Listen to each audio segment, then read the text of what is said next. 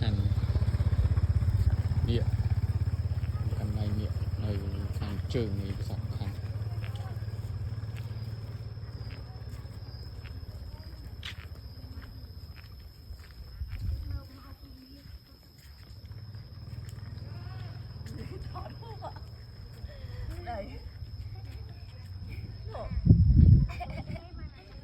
experience នេះ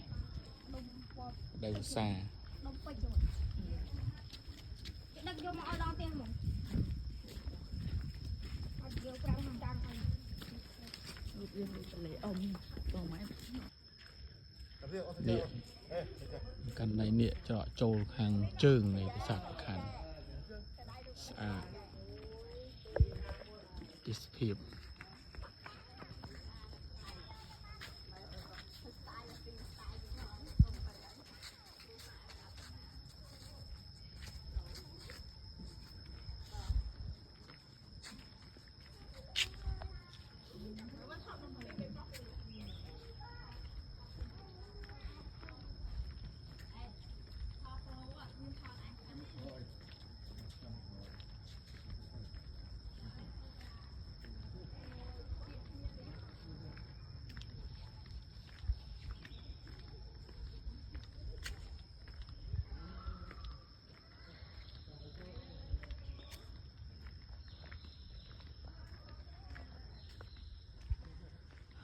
ស្នាប្រាសាទប្រខាន់